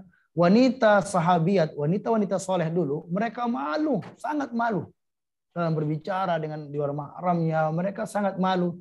Tapi ketika di hadapan suaminya, dia tahu bahwa suami adalah sosok yang Allah telah halalkan untuknya. Maka dalam ayat kata mastahalalta bil furuj. Ya, dengan pernikahan itu dihalalkan bagi kalian untuk menikmati bahkan pada bagian yang sensitif dari pasanganmu. Jadi seorang wanita tidak boleh malu-malu. Apatah lagi dalam urusan hak, nanti ada hak dalam urusan ranjang. Kan salah satu faktor keberhasilan dalam melakukan hubungan khusus adalah at-tasrih wal wuduh.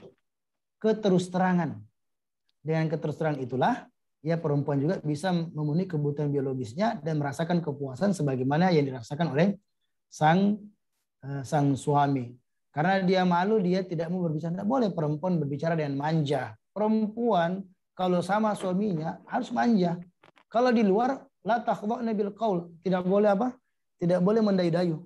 Tapi ketika depan suaminya tidak boleh malu-malu. Ketika dia malu-malu, dia malu-malu kalau berbicara dengan manja. Itu keliru. Dia malu-malu untuk mengenakan pakaian yang minim di hadapan suaminya. Ini malu-malu yang keliru.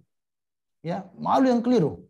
Karena tugas istri menjaga kehormatan dan menyenangkan suaminya. Dan tidak akan rendah di depan suami ketika istri berbicara dengan bicara yang manja, ya, kemudian berpenampilan yang menarik, bahkan sampai menggelorakan hasrat suami. Ini justru akan menyenangkan suaminya. Maka ini adalah malu yang tidak berada pada tempatnya. Allah ta'ala misal. Ya, syukron Ustaz. Pertanyaan selanjutnya Ustaz. Nah, ini agak penting ini Ustaz. Afwan Ustaz, bagaimana tips agar suami lebih perhatian kepada istri dan anaknya daripada HP-nya? Tadi telah kita katakan bahwa wanita salehah dia adalah sebaik-baik perhiasan dunia. Ya, jangankan HP, perhiasan dunia yang paling indah itu tidak sebanding dengan wanita yang salehah. Maka sebagai seorang istri banyak hal perlu dilakukan. Yang pertama, kuatkanlah sisi spiritual, kuatkanlah ibadah kepada Allah, banyak berdoa agar suami mendapatkan petunjuk dan hidayah. Kemudian berikanlah khidmat yang baik kepada suami dan buat cara agar suami, kalau suami merasa nyaman, dihargai, ya dihormati, kemudian diberikan perhatian, maka pada saat itu lebih enak ngomong kepada suami karena suami masih nyaman, dan sampaikan kepada tentang pentingnya untuk untuk bisa belajar ya tentang agama ya. Kemudian juga memperkenalkan kepada suami ya tentang sunnah Nabi SAW. Ada buku yang bagus ya Umi beli ya tentang romantisme ya suami istri umpamanya, dibaca, kadang menyentuh suami, kadang menyentuh istri. Nah, ini perlu kita ya sampaikan karena memang betul kata ummahat, banyak laki-laki dia hanya sibuk dengan HP-nya. Ya, dia tidak tertarik dengan istrinya. Ya, HP saya sepanjang waktu dia lakukan. Ya, ada yang HP untuk kerja, ada editor, ada kerjanya memang online. Tapi ada waktu-waktu kebersamaan dengan keluarga dia lebih sibuk dengan gadgetnya. Maka perlu komunikasi yang baik dengan suami, karena hubungan rumah tangga itu hubungan yang sangat dekat. Maka hubungan ini harus dibangun dari cinta kasih dan pertautan hati, dan kunci sukses berumah tangga adalah memperbanyak komunikasi dengan pasangan hidup dan juga anak-anak. Jadi diambil ya, ajak suami ya, sediakan kopi, sediakan teh, kemudian ajak ngobrol ya, suami pada waktu yang tepat ya, berkenan tentang desain atau bagaimana kita nanti mendesain anak kita. Ya, ajarkan suami. Oh, istri bisa mengajarkan suami. Ketika dia khidmat suaminya baik-baik, kemudian diberikan ilmu kepada suaminya, mengingatkan, maka insya Allah akan diterima. Karena banyak laki-laki terbuka pintu hatinya, mendapatkan hidayah, menjadi orang lebih soleh karena sosok istrinya. Ya, tapi perempuan perlu menasihati dengan penuh cinta. Allah ta'ala bisawab. Syukron Ustaz.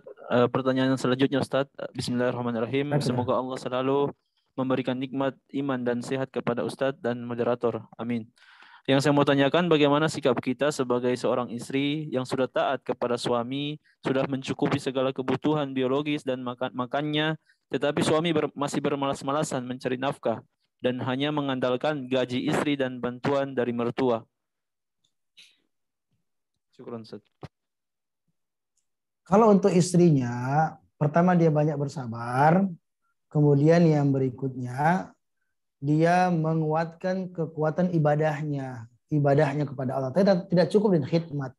Dia beribadah kepada Allah karena ketika seorang itu dia beribadah kepada Allah, ya, ketakwaannya kuat pada dirinya, maka dia punya wibawa.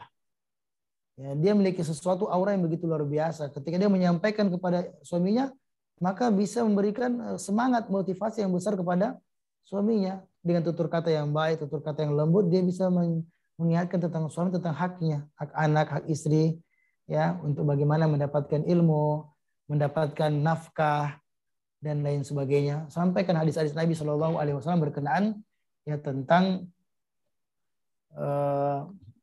menafkahi istri. Dan untuk suami yang hadir pada saat ini, tolong perhatikan baik-baik.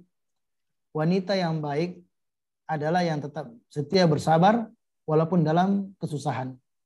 Tapi seorang laki-laki yang baik takkan pernah tega membiarkan istrinya dalam kesusahan walaupun ia mesti kerja keras. Dan tidak ada infak, membelanjakan harta yang paling baik, melainkan yang dibelanjakan untuk kepentingan anggota keluarganya. Yang dalam Sahih Bukhari disebutkan satu suap saja, ya, matada fi fik imratik, satu suap yang engkau masukkan di dalam mulut istrimu itu dinilai sedekah di hadapan Allah Subhanahu wa taala. Satu suap ya itu enggak cukup, harus cukup. Tapi secara nilai satu suap yang masuk dalam mulut istri kita bernilai pahala di sisi Allah Subhanahu wa taala. Ketika Nabi SAW menyebutkan dalam Sahih Muslim nomor 995 tentang berbagai macam bentuk sedekah, ujung-ujung berbagai macam bentuk infak, ujung-ujungnya mengatakan wa a'zamu ajran dinar anfaqta ala ahli. Dan sebaik-baik infak membelanjakan harta adalah 1 dinar yang engkau keluarkan untuk kebutuhan istri dan anakmu. Kafa bil mar'i isman an yudai man yaqut. Kata Nabi SAW, cukuplah seorang dikatakan berdosa ketika menyia-nyiakan orang-orang yang berada di bawah tanggungannya berkenaan tentang urusan nafkah. Jadi saya bersabar.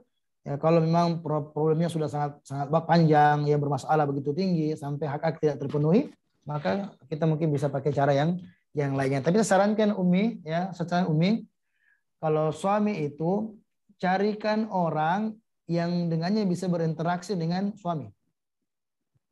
Cari dai, cari ustadz atau teman yang soleh yang bisa mengingatkannya secara elegan. Ya, tanpa merasa kayaknya ini ya istrinya singgung-singgung. Ini kebanyakan banyak dilakukan oleh para konselor ya. Ya, kalau istrinya lagi bermasalah tentang suaminya, maka suaminya dibuat sesuatu agar ketemu dengan seseorang. Nah, disampaikan untuk nasihati suaminya dan orang tersebut menyampaikan tidak secara langsung. Dia bicara tentang antum sudah menikah, Masya Allah. Bicara tentang syukuri nikmat pernikahan. Kemudian bicara tentang hak-hak, diantaranya disentuh tentang persoalan hak masalah nafkah tersebut. Saya akui benar, banyak laki-laki seperti itu. Ya, bahkan banyak laki-laki dia bahkan bekerja tapi tidak berikan istri nafkah yang baik. Banyak laki-laki cuma main game, banyak laki-laki dia katanya orang pengajian tetapi main game luar biasa. Ya, fitnah game memang sangat luar biasa. Ya, sampai orang-orang yang sudah menjadi katanya bahasanya ikhwah itu banyak di antara mereka yang sibuk dengan gadgetnya, ya main game atau dengan HP-nya dan lain sebagainya. Allah ta'ala. Ya, sebelum terakhir Ustadz, ini mungkin yang terakhir ini. Afwan Ustadz mau bertanya bagaimana hukumnya seorang wanita yang masih single mengungkapkan perasaan sukanya kepada suami wanita lain lewat perantara orang lain.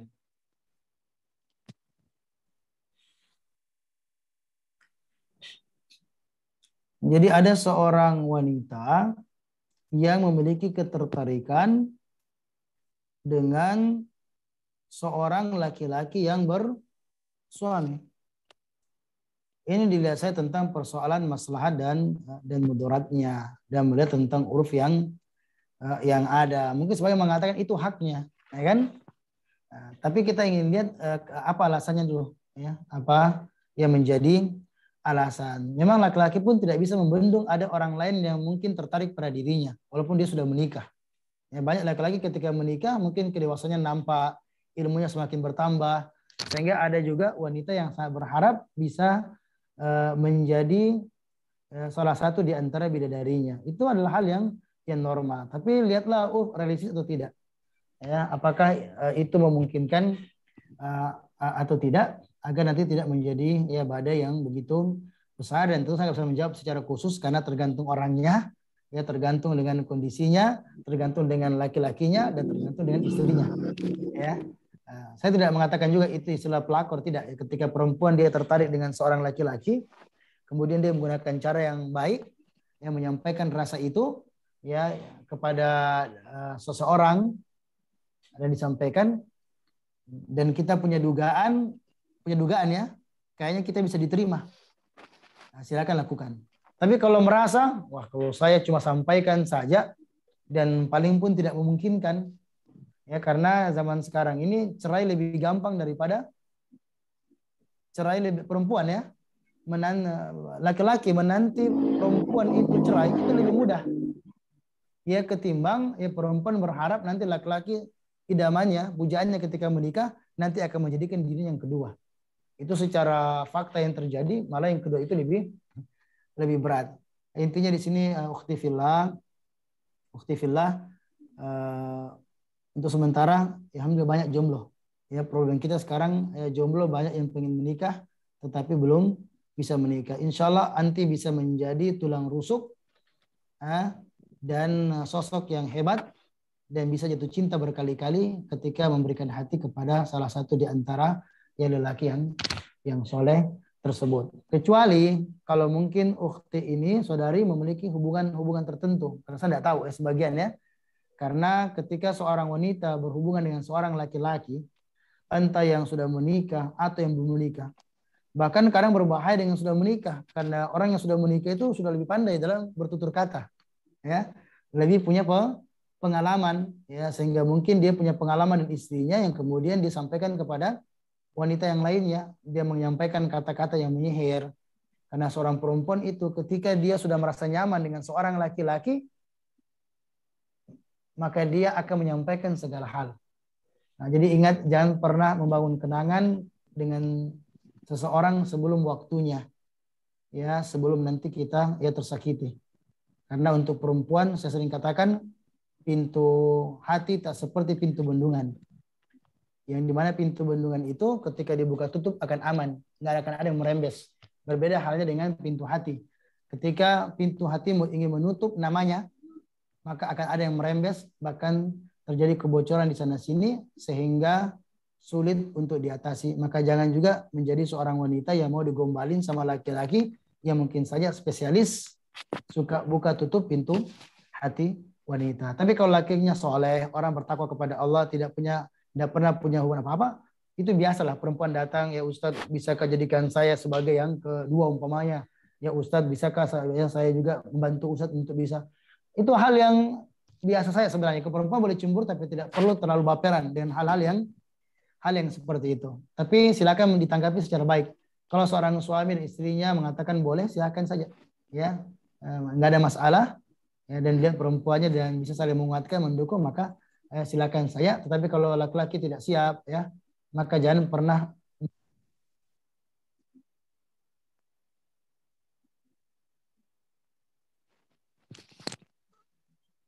Suaranya terputus, Ustaz. Afwan, Ustaz, suaranya terputus.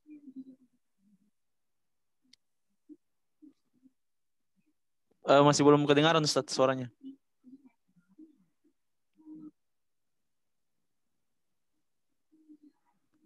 Masih belum, Ustaz. Masih belum, Ustaz. Afwan.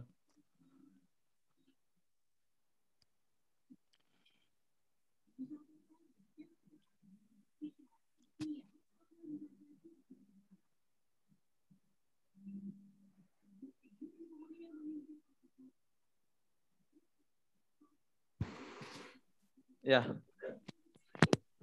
Tes. Iya, sudah, Ustaz. Iya. Oke, intinya kita katakan memang secara perasaan berat bagi seorang wanita untuk melupakan sosok yang telah meruntuhkan dinding hatinya, terutama yang pertama kali. Yang ukiran namanya tak akan mungkin terhapus dari sekeping hatinya sampai ia menemukan cintanya yang baru dan sejati. Dan insya Allah kalau seorang wanita dia husnuzon kepada Allah Subhanahu Wa Taala, memiliki modal iman dan takwa kepada Allah yang begitu besar, maka insya Allah dia akan menyambut sebuah takdir yang baru. Ya, dipertemukan dengan seorang laki-laki yang akan menyirami hatinya yang kering dengan curahan cinta dan kasih sayang. Ya, insya Allah Taala. Jadi banyak-banyak saja ya berdoa. Perasaan itu perasaan biasa lah. Ya, banyak suka-suka itu perasaan biasa. Ya, selama belum ada komunikasi secara intens atau hubungan yang terlarang, belum mengakar dalam rongga hati, maka insya Allah lebih mudah untuk diselamatkan. Sabar saja, kuatkan pengharapan kepada Allah bahwa sosok yang kita lepaskan boleh jadi akan kembali pada suatu hari dengan keadaan lebih bagus. Atau kalau tidak, Allah akan gantikan dengan sosok yang lebih baik. Yang keduanya adalah pilihan yang sangat indah bagi orang yang beriman kepada ketetapan Allah Subhanahu wa Ta'ala. Semoga Allah memberikan kegembiraan dan kebahagiaan pada lembaran-lembaran kitab pernikahan kita. Barakallahu fikum jami'an. Wallahu ta'ala bisawab. Dan mohon maaf atas berbagai macam kekurangan dalam penyajian materi kali ini. Syukran wa jazakumullah khairan kami ucapkan kepada pemateri kita, Ustadz Abu Fahd Muhammad Nirwan Idris, LC MHI, Hafizahullah Ta'ala, atas materi yang beliau sampaikan. Semoga itu bisa bermanfaat untuk kita semua dan itu bisa menjadi pemberat timbangan beliau di hari kiamat nanti. Yaumu la yanfa'u malu wala banun illa man atallaha biqalbin salim. Kami tutup dengan doa kafaratul majelis. Subhanakallahumma wa bihamdik asyhadu an la ilaha illa anta astaghfiruka wa atubu ilaik. Tsumma assalamualaikum warahmatullahi wabarakatuh.